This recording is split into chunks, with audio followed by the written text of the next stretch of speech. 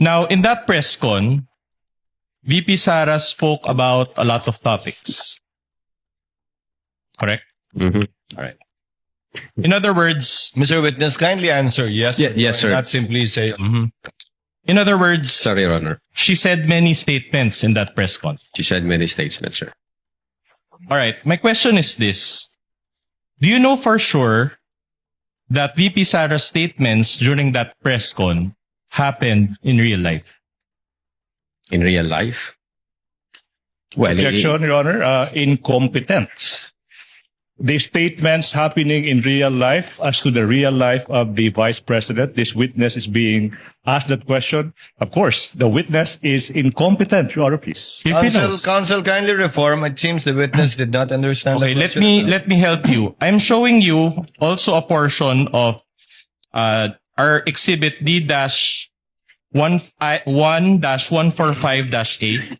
This is the whole version of the video that the portions there that you identified yesterday.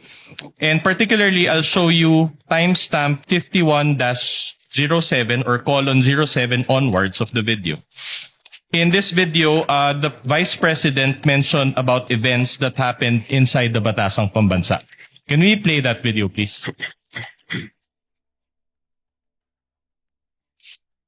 Dapat sa demokrasya, there's a rule of law. And then they make rules as they go along. Pleases the speaker, get her out of the House of Representatives kasi hindi siya dapat nandyan. Bakit? Pag mapay-ari niyo ba itong compound na ito?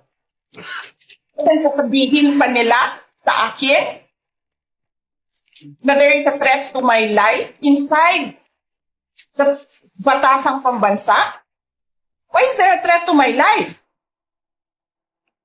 All right. My question to Your you Honor, is Your this. Honor, point of clarification, if I may, Your Honor. Counsel for the prosecutor is recognized. Your Honor, there is a video that is marked in evidence capturing the events on November 23, 2024.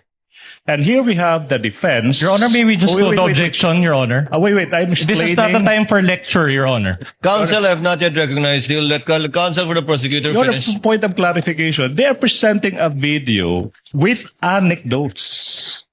I'm now questioning the propriety of the defense presenting a video without laying the basis where this video came from, who is the source of those annotations there too. Because, Your Honor, there's a video. They're confronting this witness with that video by presenting their own annotated, it's like a props, Your Honor, please. This Presiding officer will allow it. Witness may answer. So the question is, can you confirm for certain that these statements or any part thereof happened in real life? Can you give me the timestamp, Your Honor, para ma-compare ko siya? Timestamp 51-07. Your Honor, if I may refer to my notes. You may do so, sir. Actually, Your Honor, even without consultation with the transcript, my answer is very simple. I'm just asking Your Honor. My question, I'm sorry, is very simple. My only question is, does he know for certain that these statements or any part of this statement happened in real life? Your Honor, nabasa ko po rito sa copy ko, yung nandiyan dyan. So do you confirm that the statements were made by the Vice President, Mr. Witness? It's here in the transcription, Your Honor, yes. No. My question is not whether she made the statement. My question is, if you know, based on your personal knowledge, if any statement or a portion thereof happened in real life. That's the question. Nakausap nila yung Vice Presidente, nagbigay sila ng mga katanungan. So definitely yes, nangyari po yun. Your Honor, may you manifest, Your Honor, make a manifestation. Yes, counsel. Your Honor, it appears that the witness is not being responsive to our question. He's talking about something that I did not ask. We are only focusing on this particular statement. We will show other statements later on. And we cannot get an answer from him if he knows. Counsel, even I am confused with the question happened in real life. I think some of us are too. If the I'll be more question- specific, If Your the Honor. question is kung alam nyo bang totoong nangyari to sa totoong buhay, ang sagot ng testigo ay sa pagkakaalam niya ay oo, base sa kanilang investigasyon at sinabi ng mga inimbitahan nilang testigo. All right. I'll clarify the question, Your Kindly Honor. do so, Counsel. All right. In the statement, for example, the Vice President said there were threats to my life inside the Batasang Pambansa. Are you confirming that? That is within the All right. transcription here, sir. Now, my question to you is this. Did you investigate those threats Objection, to VP Your Honor. Sara's Okay, now. I'm not yet done. All right, Allow- sige. I'm not allow- yet done. Yes, Counsel, yes. So, Did you investigate the threat to VP Sara's life during that time? objection. Now, misleading, Your Honor. What is it? Because the question was, do you confirm that that statement is found in the transcription as to the Vice President saying that there were threats to her life?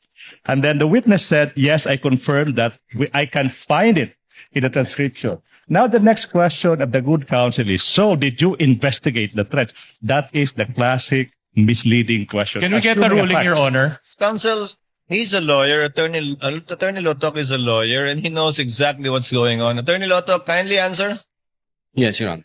What's your answer? What's the question, sir? The question is, she mentioned there about the threats to his life. My question is simple. Did you investigate the threats to VP Sara's life during that time? You mean during the live stream, sir?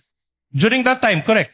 That during that live stream, she mentioned that there were threats to her life. Well, based on our investigation, nangyari yung live stream between 11 p.m. 22 to 1 a.m. 23.